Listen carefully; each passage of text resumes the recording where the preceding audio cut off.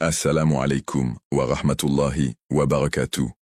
Mes chers frères et sœurs, aujourd'hui, nous allons parler d'une prophétie mentionnée par notre bien-aimé prophète Muhammad, une prophétie qui porte un message d'espoir pour les opprimés et un avertissement pour les oppresseurs. Il s'agit d'un homme qui viendra à une époque où le monde sera submergé par l'injustice, la corruption et le chaos. Son arrivée marquera le début d'un nouveau chapitre dans l'histoire de l'humanité. Un chapitre rempli de justice, de paix et de vérité. Il est connu sous le nom d'Imam Mahdi. Avant de commencer, je voudrais que vous preniez un instant pour imaginer l'état du monde lorsque tout semblera perdu, quand les gens crieront pour obtenir justice, mais que personne ne les écoutera, quand la vérité sera enterrée sous les mensonges, quand les pauvres seront écrasés et que les arrogants deviendront plus puissants. Imaginez maintenant, au milieu de cette obscurité, un chef émerger, guidé par Allah, et changer le cours de l'histoire. Ce n'est pas seulement une légende, ou une histoire transmise de génération en génération. C'est une vérité mentionnée dans des hadiths authentiques, une promesse donnée aux croyants. Dans cette discussion, nous explorerons qui est l'imam Mahdi, ce que signifie son nom, sa lignée, les signes qui précéderont son arrivée, et la mission qu'il accomplira. Mais commençons par le tout début. La raison pour laquelle le prophète nous a parlé de lui. Le messager d'Allah ne parlait pas selon ses propres désirs, il parlait avec une guidance divine. Lorsqu'il nous a parlé de la venue de l'imam Mahdi, ce n'était pas pour nous divertir avec des histoires, mais pour nous préparer, nous guider et nous donner de l'espoir dans les moments de désespoir. Au cours de l'histoire, l'humanité a connu de grands dirigeants. Certains ont apporté la justice pendant un temps, certains ont combattu l'oppression, d'autres ont inspiré leur nation à se relever. Mais chaque dirigeant était limité par le temps, par la durée de sa vie, par les circonstances de son époque. L'imam Mahdi, cependant, n'est pas simplement un autre chef politique ou militaire, c'est un serviteur d'Allah, choisi et guidé par lui, dont la mission est liée à l'accomplissement de prophéties qui s'étendent sur des siècles. La croyance en l'imam Mahdi n'est pas un détail mineur de l'islam. Pour de nombreux musulmans à travers le monde, qu'ils en soient conscients ou non, elle représente l'espoir qu'un jour, le chaos que nous voyons sera remplacé par l'ordre, l'injustice par l'équité, et l'obscurité par la lumière. Lorsque le prophète l'a décrit, il a donné des signes clairs afin que les croyants puissent le reconnaître à son apparition. Son nom sera Muhammad, fils de Abdullah, et il sera issu de la noble lignée du prophète par sa fille Fatima. Héra. Son caractère reflètera celui du messager d'Allah, un homme de vérité, de justice, d'humilité et de courage. Certains pourraient demander, pourquoi devons-nous parler de l'imam Mahdi maintenant? Pourquoi discuter de quelqu'un qui viendra à la fin des temps? La réponse est simple, la préparation. La connaissance des signes est une forme de guidance. Tout comme les premiers musulmans se préparaient aux épreuves dont ils avaient été avertis, nous devons nous aussi nous préparer aux événements annoncés. L'arrivée de l'imam Mahdi ne se produira pas dans un vide. Elle sera précédée de tests et de tribulations qui ébranleront la foi de beaucoup. En connaissant qui il est, quelle sera sa mission, et quels signes accompagneront son apparition, un croyant pourra rester ferme dans sa foi lorsque ces événements se produiront. Nous vivons à une époque où l'information circule rapidement, mais où la vérité se perd souvent. Dans un tel environnement, de faux prétendants peuvent surgir, se faisant passer pour le Mahdi afin d'induire les gens en erreur. Le prophète nous a également mis en garde à ce sujet en disant qu'il y aurait des imposteurs. C'est pourquoi il est essentiel d'apprendre les descriptions authentiques tirées des hadiths afin de reconnaître le vrai du faux. Cette connaissance n'est pas simplement académique.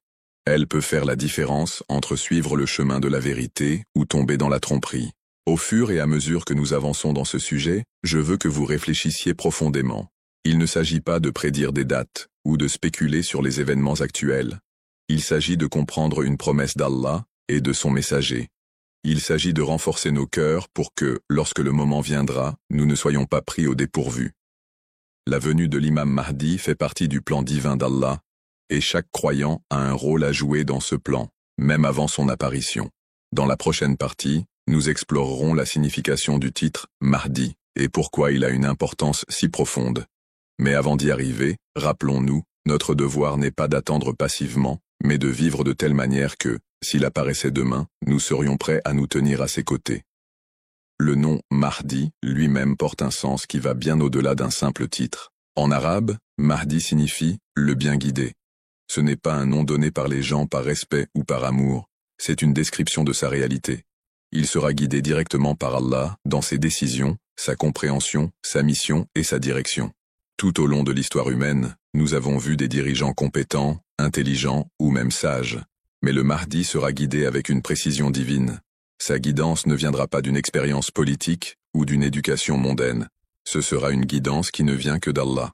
Le prophète Muhammad, dans des narrations authentiques, lui a donné ce titre, précisant qu'il n'est pas seulement un réformateur ou un homme pieux, mais quelqu'un dont la guidance sera pure, intacte et conforme à la volonté du Créateur. Lorsque nous l'appelons Al-Mahdi, nous affirmons qu'il est choisi et dirigé par Allah pour un rôle qu'aucune autre personne ne peut accomplir. Cela seul devrait faire ressentir à chaque croyant le poids de son arrivée, car cela signifie que dans un monde plein de confusion, de tromperies et de faux dirigeants, il y aura un homme dont chaque pas sera en harmonie avec la vérité. Mais Mahdi n'est pas le seul titre qui lui est attribué.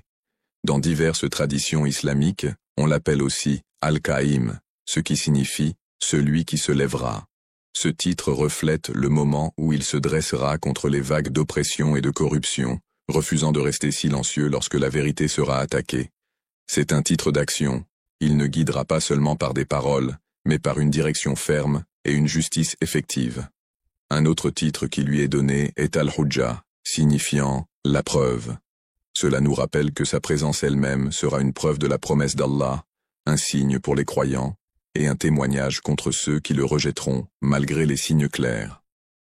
Certaines narrations le nomment aussi Sahib al-Amr, le maître du commandement, car il portera la responsabilité de diriger la Oumma et d'appliquer la loi divine sur terre. Chacun de ces titres montre un aspect différent de qui il est. Mahdi nous parle de sa guidance divine. Al-Qaïm nous montre sa détermination à se lever et diriger. Al-Hujja indique son rôle de preuve irréfutable. Sahib al-Amr montre l'autorité qui lui est donnée par Allah. Ensemble, ils dessinent le portrait d'un dirigeant, non seulement pur spirituellement, mais aussi capable, dans la pratique, de transformer le monde. Le prophète nous a également parlé de son nom. Il s'appellera Muhammad, fils de Abdullah.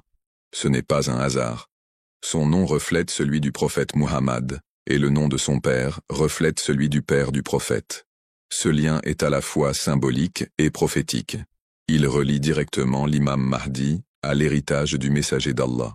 De la même manière que le prophète est venu dans un monde noyé dans l'ignorance pour y apporter la lumière, l'imam Mahdi viendra dans un monde noyé dans l'injustice pour y restaurer cette lumière. Sa lignée remonte au prophète par sa fille Fatima, R.A. Cela signifie qu'il fait partie d'Ahlul Bayt, la noble famille. En islam, la famille du prophète occupe une place spéciale, et leur rôle dans la guidance de la Oumma a été souligné dans de nombreuses narrations. Faire partie de cette famille bénie n'est pas une question d'orgueil lié au sang. Il s'agit de porter l'héritage spirituel, les valeurs et la mission du prophète. L'imam Mahdi ne revendiquera pas le leadership uniquement en raison de sa lignée, mais parce qu'il incarnera le caractère, la mission et la guidance de ses ancêtres. Lorsque nous pensons à ces noms et titres, il est facile de les voir comme de simples termes historiques ou religieux éloignés de nous. Mais en réalité, ce sont des rappels. Ils nous disent quel type de dirigeant nous devons être prêts à suivre. Un dirigeant guidé par Allah, prêt à se lever pour la vérité, une preuve vivante de la promesse divine, et un homme doté d'une autorité inébranlable. Ils nous rappellent aussi de devenir le genre de personne capable de reconnaître un tel dirigeant. Si nous ne valorisons pas la vérité, si nous ne sommes pas prêts à sacrifier pour la justice, si nous nous laissons facilement séduire par de fausses promesses, nous pourrions ne même pas reconnaître le Mahdi lorsqu'il se tiendra devant nous. Les titres de l'imam Mahdi ne sont pas de simples honneurs. Ils décrivent un destin écrit bien avant notre époque. Et lorsque ce destin se réalisera, le monde verra un homme qui incarnera parfaitement chacun de ces titres. C'est pourquoi il ne suffit pas de connaître simplement son nom. Nous devons comprendre ce qu'il signifie. Nous devons réfléchir à pourquoi Allah a choisi ces titres pour lui et à ce qu'ils exigent de nous en tant que futurs partisans.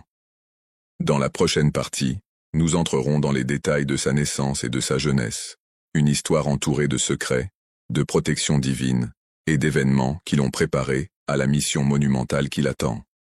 L'histoire de la naissance de l'imam Mahdi n'est pas celle d'une personne ordinaire. C'est une histoire qui porte le poids de siècles de prophéties, une histoire cachée dans le secret mais préservée dans le cœur des croyants. Avant même qu'il ne naisse, le prophète Muhammad avait parlé de lui, décrivant non seulement son nom et sa lignée, mais aussi l'état du monde au moment de son apparition. Ces prophéties ont planté une graine d'espoir dans le cœur des croyants, l'espoir qu'un jour, peu importe la profondeur de l'obscurité, Allah enverrait un dirigeant pour ramener l'humanité vers la lumière. La naissance de l'imam Mahdi n'eut pas lieu dans un temps de paix et d'harmonie. Elle survint au contraire, en une période de grande turbulence politique et de tensions religieuses.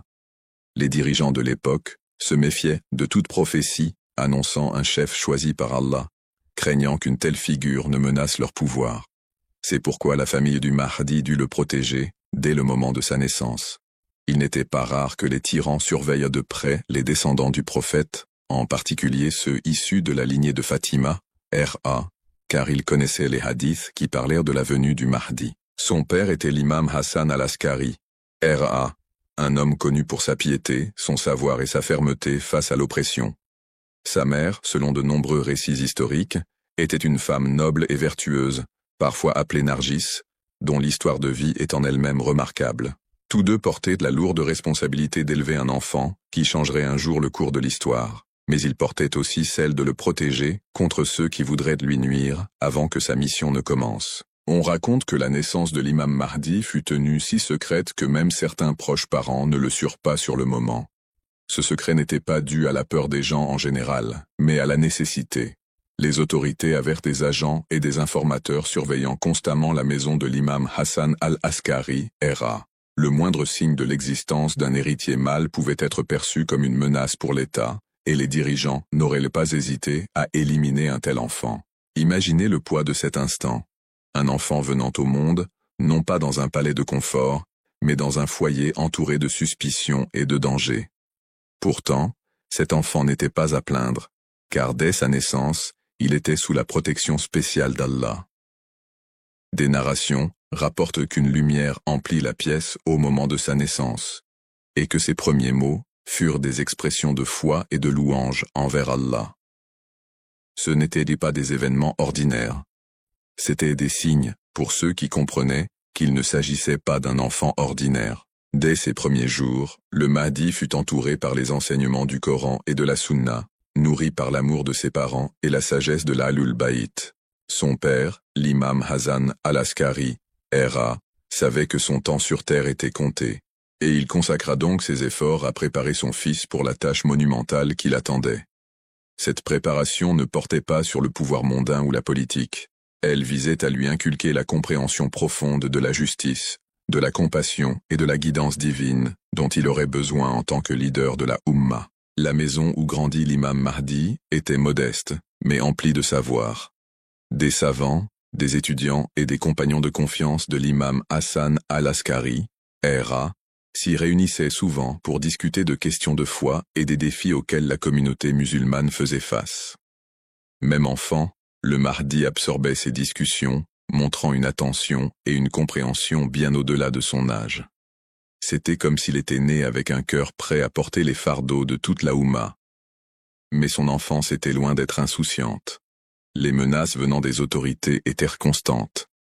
Il arrivait que même les membres de confiance de la maison doivent user d'un langage codé pour parler de lui, afin d'éviter tout soupçon. Les dirigeants avaient des espions dans la communauté, prêts à rapporter le moindre signe pouvant révéler l'existence du dirigeant prophétisé. Dans un tel climat, chaque sourire, chaque son, chaque mouvement du jeune Mahdi devait être protégé. Et pourtant, malgré cette atmosphère de danger, ceux qui eurent la chance de le voir dans ses premières années parlaient d'une présence unique. Ils décrivaient le calme de son comportement, la sagesse dans son regard et la dignité dans sa posture, même enfant. C'était comme si Allah l'avait revêtu d'une aura de leadership dès le commencement. En grandissant, sa compréhension du monde qui l'entourait s'approfondissait. Il voyait la souffrance des gens sous un régime injuste, la manière dont la vérité était souvent réduite au silence, et comment la peur était utilisée pour contrôler les masses. Ce n'était pas pour lui des idées abstraites. C'étaient des réalités qu'il observait de ses propres yeux. Elles deviendraient les injustices qu'il se lèverait un jour pour corriger. Les années passant, le jeune Mahdi se développa en corps et en esprit, mais il restait à l'écart du regard public. Son père, l'imam Hassan al-Askari, R.A., comprenait l'ampleur de la mission confiée. Chaque leçon, chaque moment partagé faisait partie d'une préparation minutieuse. À cette époque, l'enseignement du Coran ne se limitait pas à la mémorisation des mots. Il était vécu. L'imam Hassan al-Askari, R.A., apprenait à son fils non seulement à réciter les paroles d'Allah, mais à les vivre, à prendre des décisions fondées sur la sagesse divine, et à discerner la vérité même lorsqu'elle était entourée de mensonges. On raconte qu'à l'âge de 5 ans, le Mahdi montrait déjà une compréhension extraordinaire des affaires religieuses. Les compagnons de son père étaient parfois étonnés par sa capacité à répondre à des questions complexes avec clarté et profondeur.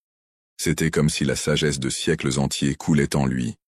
Mais cela n'étonnait pas ceux qui connaissaient la lignée dont il était issu, une lignée qui incluait le prophète Mohammed lui-même, à travers la noble Fatima, R.A., et Ali ibn Abi Talib, R.A.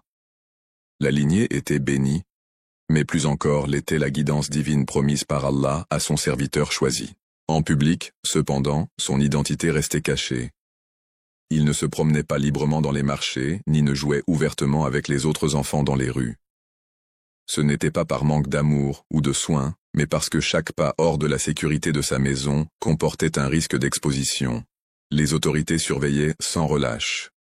Des rumeurs parlant d'un fils caché de l'imam Hassan al-Askari, R.A., étaient déjà parvenues à leurs oreilles, et ils étaient déterminés à confirmer ou infirmer ces murmures.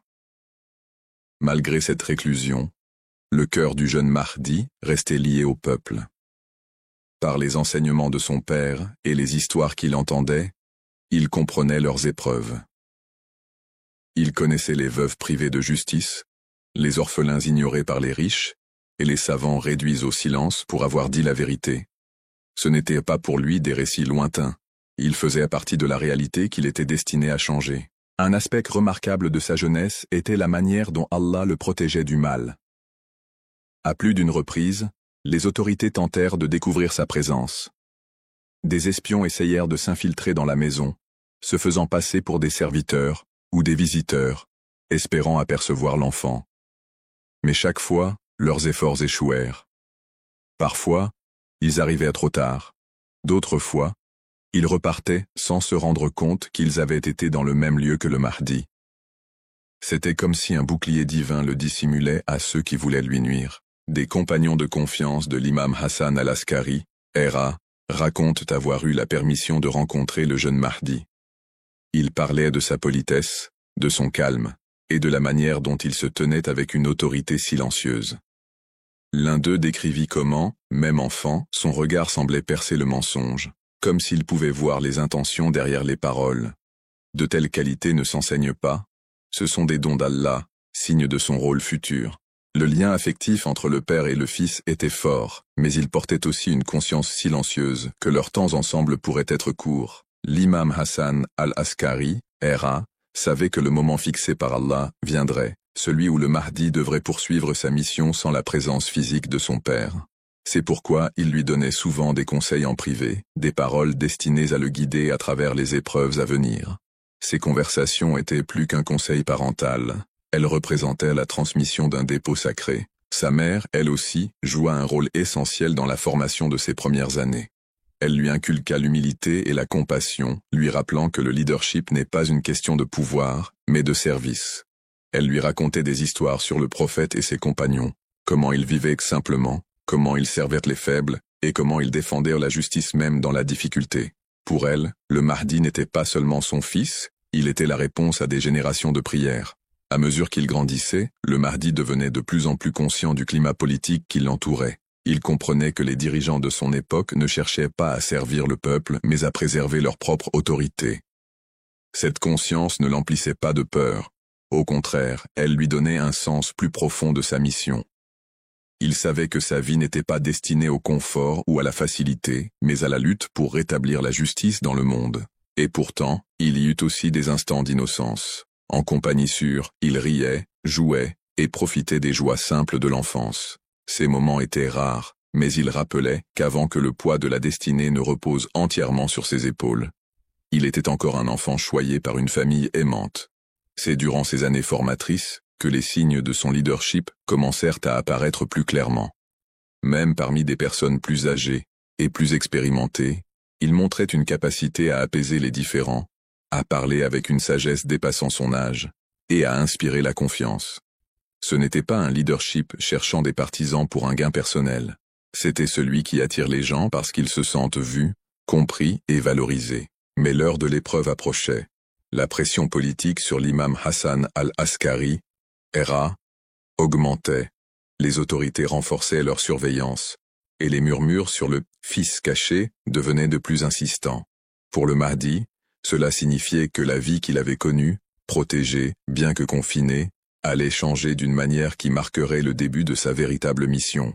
Le décès de l'imam Hassan al-Askari, R.A., marqua un tournant, non seulement dans la vie de son jeune fils, l'imam Mahdi, mais aussi dans l'histoire de la communauté musulmane, Ummah.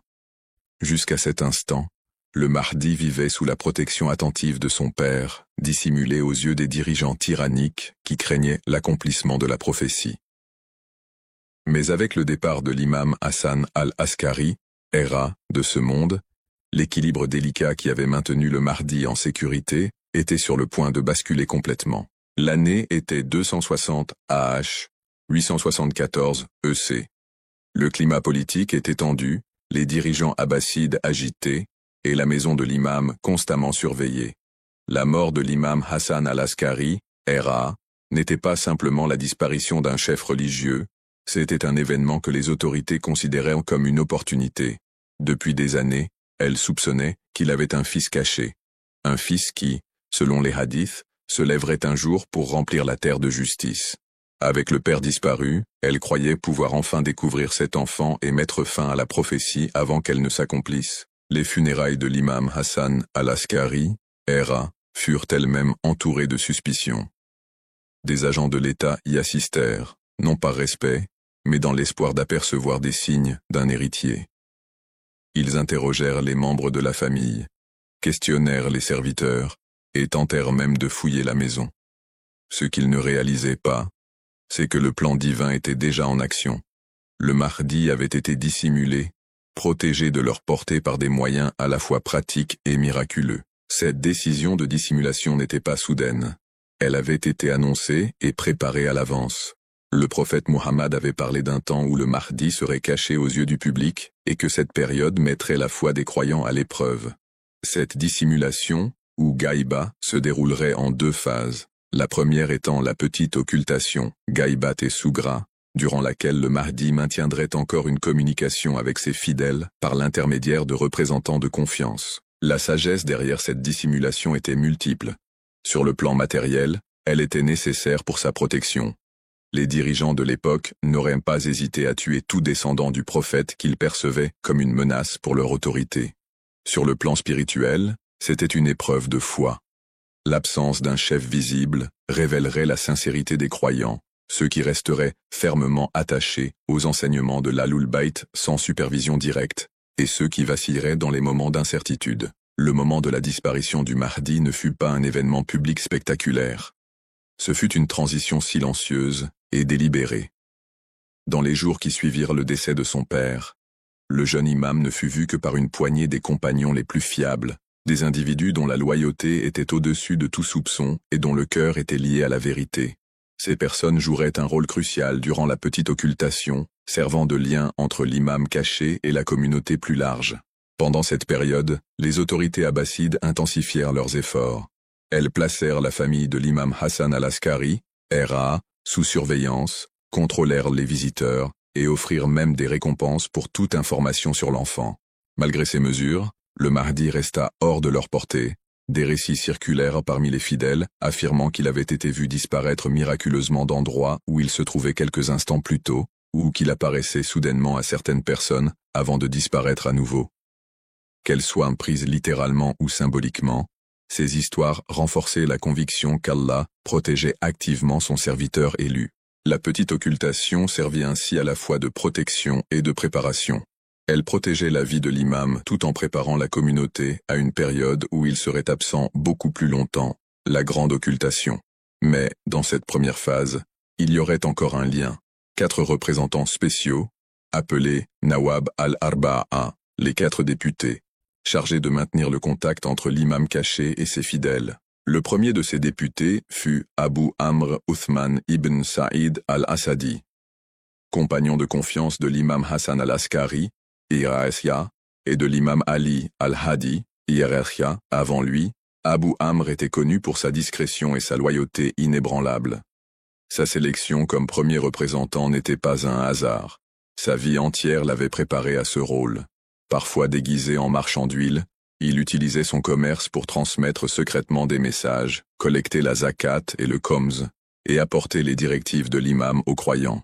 Sa capacité à agir sans éveiller les soupçons des autorités abbassides le rendait inestimable durant les premières années de l'occultation. Par l'intermédiaire de tels représentants, l'imam continua à guider ses fidèles, envoyant des instructions écrites concernant la foi, la jurisprudence et la résolution des conflits communautaires. Ces lettres portaient souvent des signes ou des phrases uniques qui confirmaient leur authenticité. Ce système garantissait non seulement la sécurité des communications, mais renforçait aussi l'autorité de l'imam parmi ses fidèles, même s'il n'était pas physiquement présent. Mais cet arrangement exigeait aussi une immense confiance de la part des croyants. Ils devaient accepter la parole des représentants comme étant celle de l'imam lui-même. Pour certains, cela était naturel, car leur foi en l'Ahlul Bayt était inébranlable.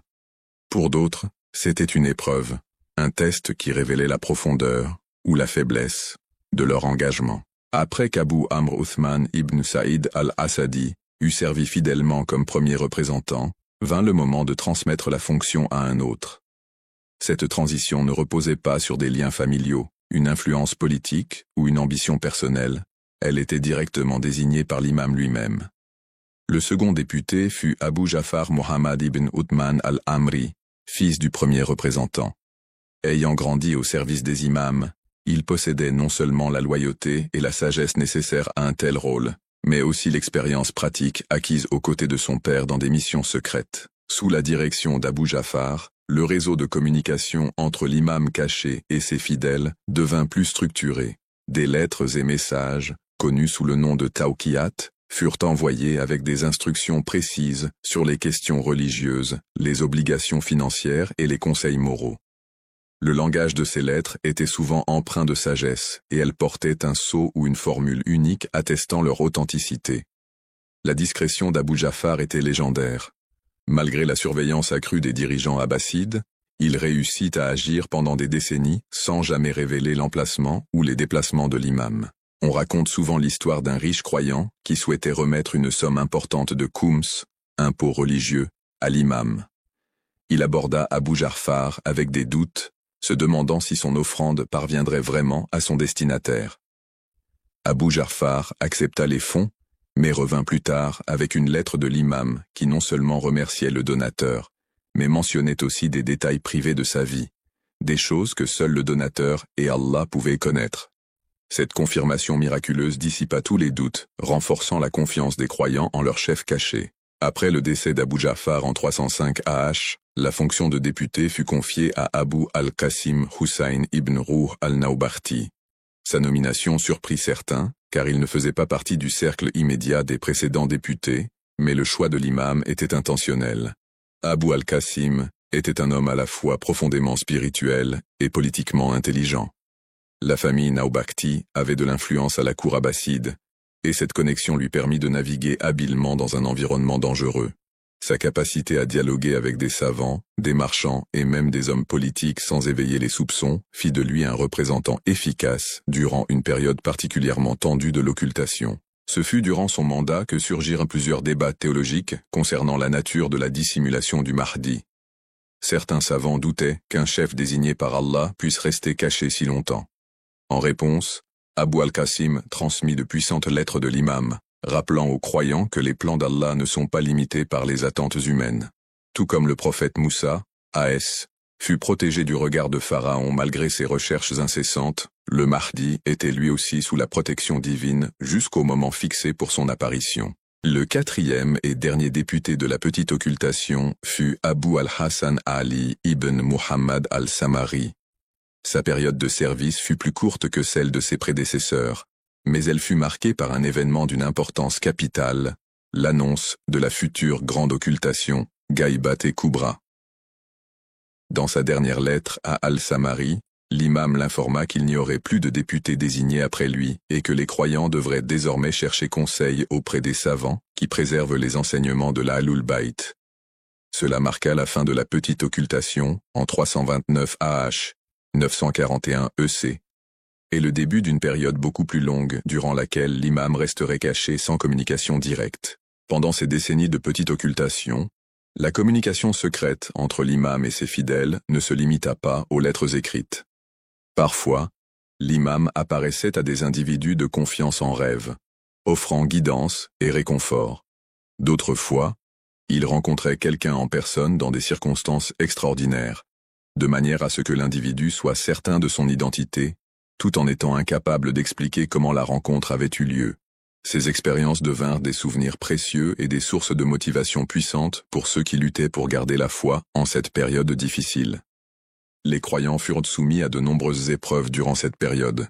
Sans chef visible, certains vacillèrent, séduits par de faux prétendants qui affirmaient être le Mahdi ou avoir un accès privilégié à lui. D'autres furent tentés par les distractions mondaines, trouvant plus facile de suivre les dirigeants de l'époque que de défendre les principes exigeants de justice et de vérité. Les députés œuvrèrent sans relâche pour contrer ces dangers, rappelant aux croyants la spiritualité, clarifiant les enseignements de l'Ahlul Bayt et démasquant les imposteurs. Ces épreuves avaient un but plus grand. Elles purifiaient la communauté, distinguant ceux qui suivaient l'imam, parfois véritable, de ceux dont la loyauté était conditionnelle. Pour les fidèles inébranlables, chaque difficulté ne faisait qu'approfondir leur lien avec l'imam caché, et ils commencèrent à comprendre que son absence n'était pas un abandon, c'était une préparation. L'imam était comme le soleil caché derrière les nuages. Même invisible, sa lumière continuait d'atteindre la terre. La fin de la petite occultation est arrivée avec un moment final profondément significatif. Nous étions en l'an 329 de l'Hégire, 941 de l'ère chrétienne, et Abu al-Hassan Ali ibn Muhammad al-Samari, le quatrième et dernier représentant désigné de l'imam al-Mahdi, reçut une lettre différente de toutes celles qu'il avait reçues auparavant.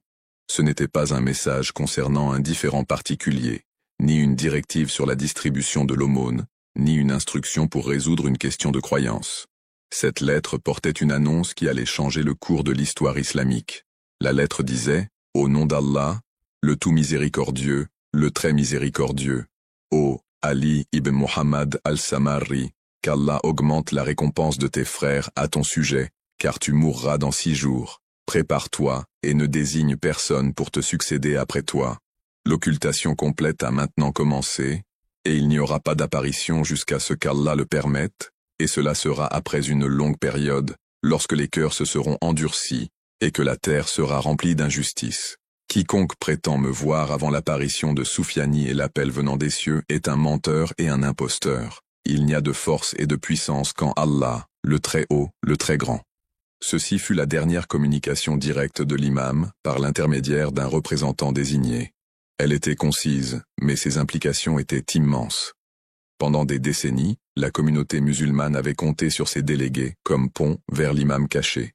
Désormais, ce pont allait disparaître. Lorsque al-Samari mourut 6 jours plus tard, comme annoncé, aucun successeur ne fut nommé. La communauté entra alors dans une nouvelle phase. La grande occultation, Ghaibat al-Kubra.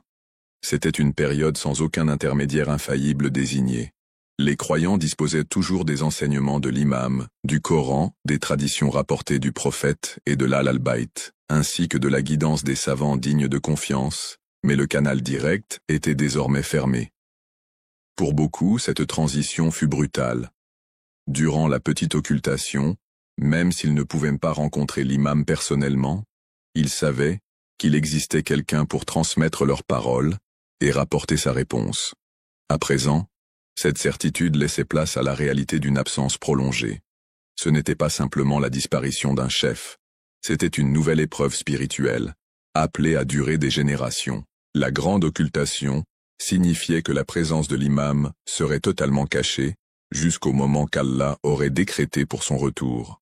Nul ne pouvait prétendre légitimement être son représentant direct et désigné. Toute prétention de ce genre, l'imam lui-même l'avait déclarée mensongère.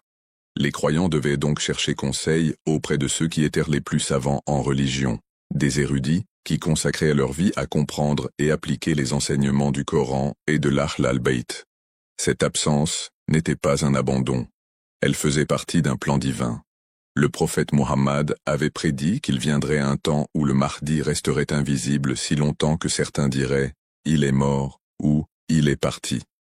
Certains perdraient espoir, tandis que d'autres tiendraient fermement à leur foi malgré les années et les siècles. La grande occultation était donc à la fois un bouclier pour l'imam et un raffinement pour les croyants. Sur le plan théologique, cette nouvelle phase portait une signification profonde. Elle marquait un changement de responsabilité. L'imam ne dirigerait plus personnellement les affaires de la communauté, mais celle-ci devait préserver sa mission en son absence. Ses partisans devaient vivre comme s'ils pouvaient réapparaître à tout instant, en maintenant la justice, la vérité et la piété dans leur vie personnelle et collective. La question qui se pose naturellement à tout croyant est « Pourquoi Allah, dans sa sagesse parfaite, cacherait-il le chef désigné par lui pendant des siècles ?»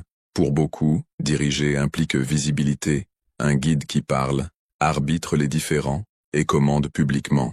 Pourtant, la grande occultation défie cette attente. L'une des principales sagesses réside dans la protection. À l'époque suivant immédiatement la petite occultation, le califat abbasside cherchait encore activement l'imam. L'histoire politique montre que les imams précédents de l'Ahl al-Bayt furent souvent emprisonnés, empoisonnés ou exécutés, car leur influence menaçait les élites au pouvoir.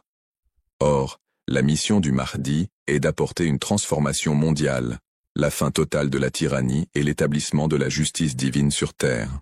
Pour une telle mission, la survie jusqu'au moment fixé par Dieu est essentielle. Une autre sagesse est de tester la sincérité de la foi. Quand un chef est présent et visible, il est plus facile de proclamer sa loyauté. Mais en son absence, l'engagement du croyant est mis à l'épreuve par le temps, les tentations et le doute. Cette épreuve distingue ceux qui suivent l'imam par conviction de ceux qui le suivent par convenance. C'est un processus de purification, semblable à celui par lequel les métaux précieux sont affinés dans le feu. Il y a aussi un aspect préparatoire à l'occultation. L'histoire montre que les grands changements sociétaux nécessitent non seulement un chef, mais aussi une communauté prête. La longue absence de l'imam sert à former l'oumma musulmane à l'autogouvernance selon les principes divins, afin que lorsque le Mahdi reviendra, il trouve un noyau de croyants ayant vécu selon la justice, et non seulement prêché celle-ci. Le prophète Muhammad donna une parabole qui illustre parfaitement cette idée. L'exemple de ma famille parmi vous est comme l'arche de Noé. Quiconque y monte est sauvé, et quiconque s'en détourne est noyé. Durant la grande occultation, monter dans l'arche signifie s'attacher aux enseignements de l'Ahl al-Bayt et du Coran, même sans la présence physique de l'imam. Enfin, il y a l'élément du mystère divin. Dans le Coran, Allah nous rappelle, et il n'embrasse de sa science que ce qu'il veut. 2:255. Certains aspects de l'absence de l'imam échappent à la compréhension humaine. Tout comme la sagesse derrière certains événements dans la vie des prophètes précédents ne devint claire qu'après coup, il se peut que la pleine raison de la grande occultation ne soit révélée qu'après le retour de l'imam. Après des siècles d'attente, de désirs ardents et d'épreuves endurées durant l'ère de l'occultation, viendra un jour qui ne ressemblera à aucun autre dans l'histoire de l'humanité. Le monde sera submergé par l'injustice. La tyrannie sera si profondément enracinée que même les cœurs les plus pleins d'espoir auront du mal à imaginer un changement.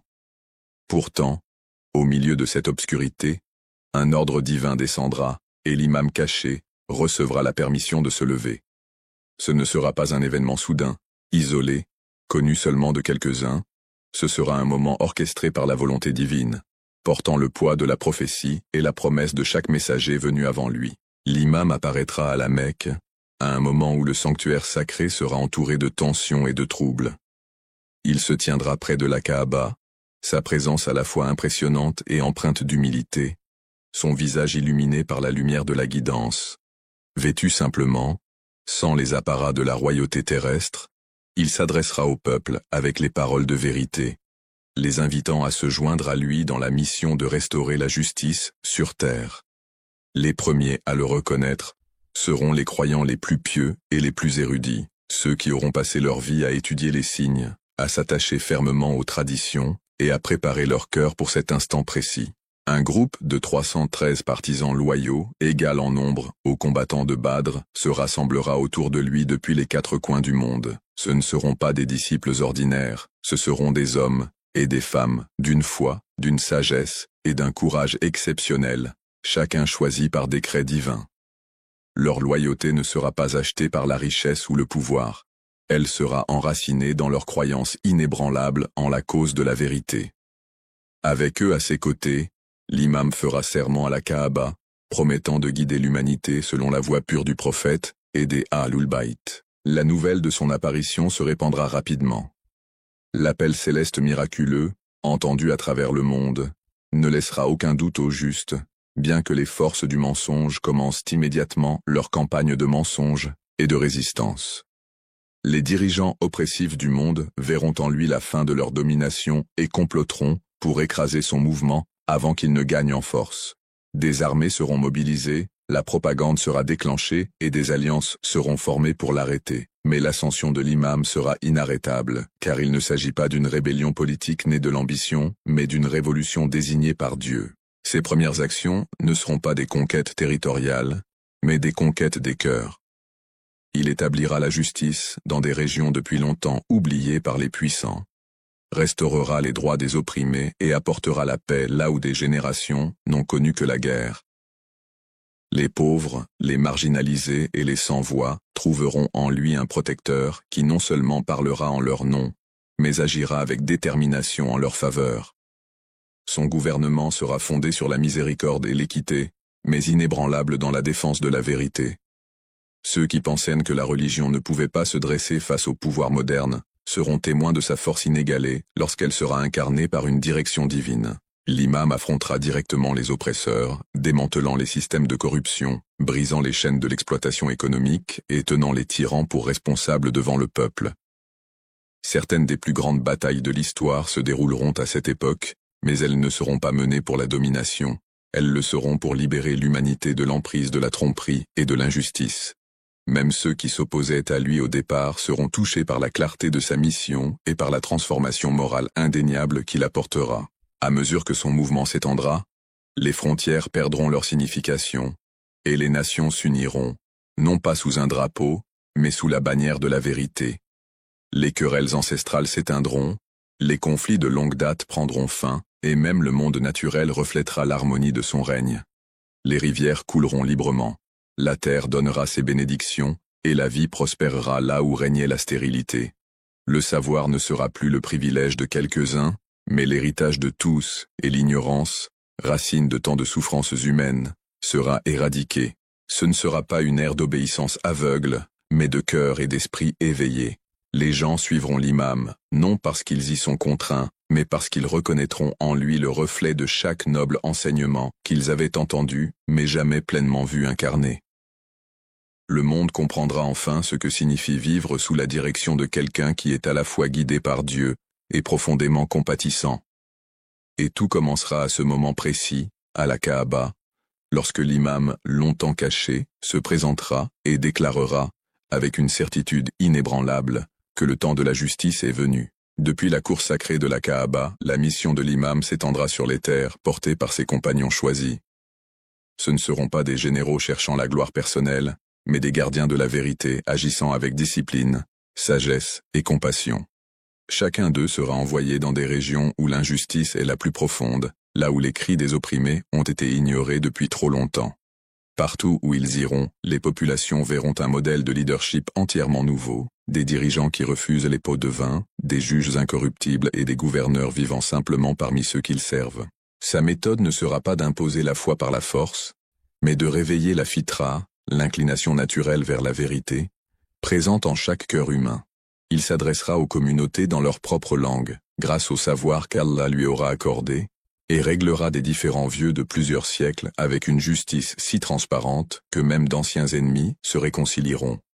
Son gouvernement restaurera une confiance totale dans la justice, au point que les gens ne craindront plus les tribunaux ou la loi, mais les verront comme l'abri protégeant les faibles et retenant les arrogants. Sous sa direction, les ressources de la terre seront distribuées équitablement. Aucune famille ne restera affamée, aucun enfant ne sera privé d'éducation, et aucune terre ne sera laissée à l'abandon. La richesse ne sera pas amassée par une élite, mais ira là où elle est la plus nécessaire. Ceux qui vivaient dans des palais bâtis sur la misère des masses seront tenus responsables, mais leur châtiment sera juste, libérés des cycles de vengeance qui ont marqué l'histoire humaine.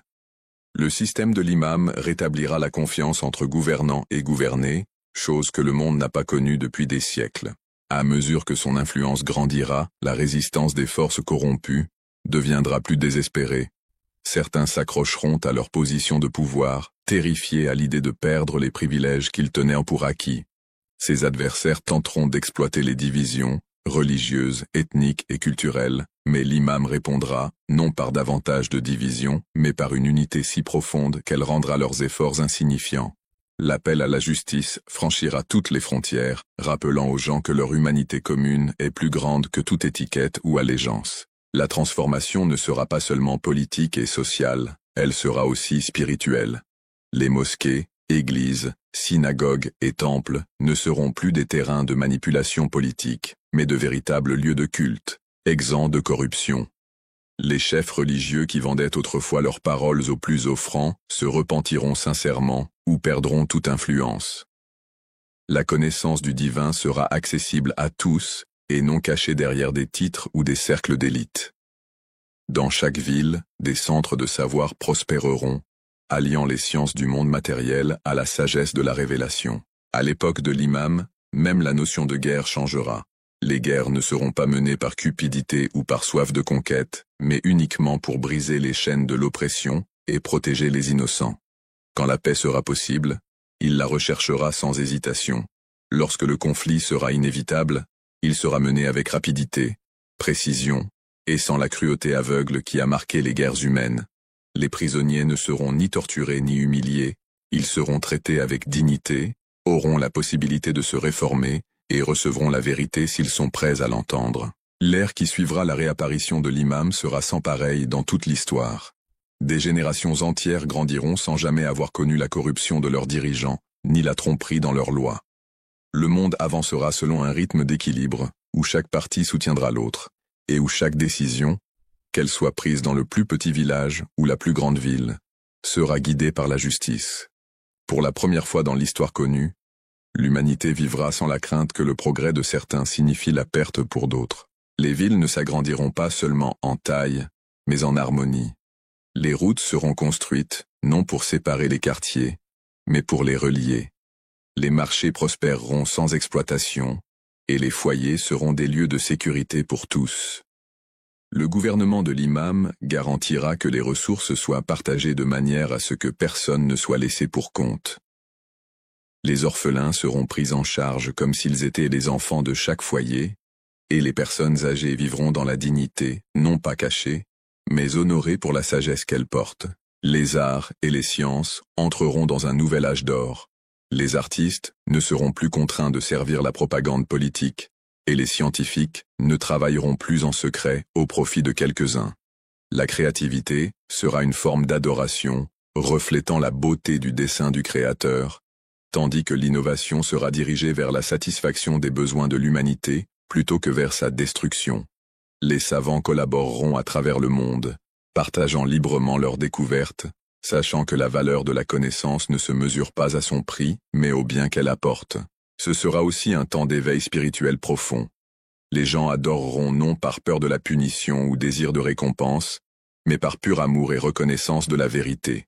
Les mosquées seront remplies, non seulement aux heures de prière, mais tout au long de la journée, servant de centre d'apprentissage, de conseil et de service communautaire. Les lieux de culte de toutes les confessions seront des symboles de respect mutuel, chacun préservant sa tradition, tout en honorant l'unité de but qui lie tous les croyants sincères. La terre elle-même répondra à cette ère de paix. Les terres jadis stériles fleuriront, les rivières couleront pures et fortes, et l'air portera la fraîcheur d'une création intacte. Les ressources naturelles seront gérées avec sagesse, garantissant que les besoins du présent ne volent jamais les droits des générations futures. Les agriculteurs travailleront dans la joie, sachant que les fruits de leur labeur atteindront ceux qui en ont le plus besoin, et aucune récolte ne sera accumulée par cupidité. Ce sera une époque où l'humanité comprendra enfin que le pouvoir n'est pas la domination sur les autres, mais le service envers eux. Les dirigeants seront choisis pour leur sincérité, non pour leur richesse ou leur influence, et ils considéreront leur fonction comme un dépôt sacré plutôt qu'un prix à gagner.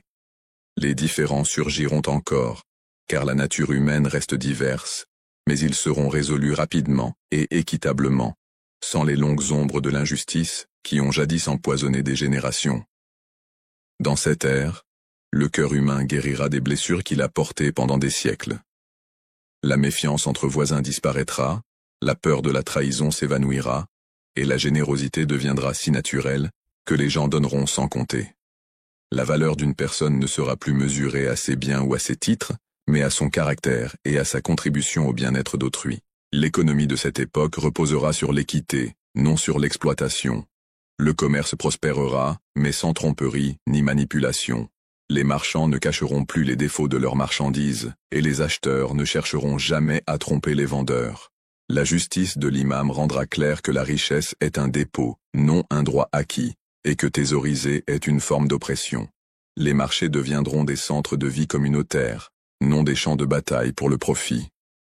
La réussite d'une personne se mesurera non à ce qu'elle peut prendre aux autres, mais à ce qu'elle peut leur offrir. Il n'y aura plus de faim nulle part sur la terre. Ceux qui ont souffert autrefois de famine verront leur terre redevenir fertile, et ceux qui possédaient jadis en excès partageront sans hésitation. La nourriture ne sera pas gaspillée, car chacun comprendra que chaque grain est un don d'Allah. Le cycle de la pauvreté sera complètement brisé, non simplement soulagé temporairement, mais éradiqué à sa racine. Dans ce monde, la charité ne sera plus un appel désespéré à la survie. Elle sera un acte joyeux de gratitude. L'éducation sera l'héritage de chaque enfant. Les écoles n'enseigneront pas seulement des faits, mais formeront le caractère, cultivant l'honnêteté, l'empathie et la sagesse. Le savoir sera partagé au-delà des frontières, sans restriction ni agenda caché. Le gouvernement de l'imam veillera à ce que chaque être humain dispose des moyens de comprendre son but et de contribuer de manière significative à la société. Les enseignants seront honorés comme des guides de l'avenir, et l'apprentissage sera célébré comme une forme d'adoration. Les relations internationales passeront de la méfiance à la confiance. Les nations ne s'armeront plus les unes contre les autres, car l'idée même de guerre paraîtra étrangère à cette ère. Au lieu de rivaliser pour la domination, elles coopéreront pour le bien de tous. Les frontières resteront comme marqueurs culturels, mais elles ne seront plus des barrières à la compassion. Les gens voyageront librement, non pour conquérir, mais pour se connecter, partageant compétences, ressources et histoires qui enrichiront l'âme collective de l'humanité. La technologie progressera rapidement, mais en harmonie avec la Terre. La cupidité industrielle effrénée du passé sera remplacée par une innovation soigneuse, servant à la fois l'homme et la nature. L'énergie viendra de sources propres et durables, et les villes seront conçues pour se fondre dans l'environnement plutôt que pour le détruire. Les inventions ne seront plus gardées secrètes pour un avantage militaire, mais partagées ouvertement, leurs bienfaits atteignant même les villages les plus éloignés. La criminalité, bien que non totalement absente, sera rare et de courte durée. La justice de l'imam garantira que les malfaiteurs soient corrigés, non anéantis. Les prisons ne seront plus des entrepôts de punition, mais des lieux de véritable réhabilitation.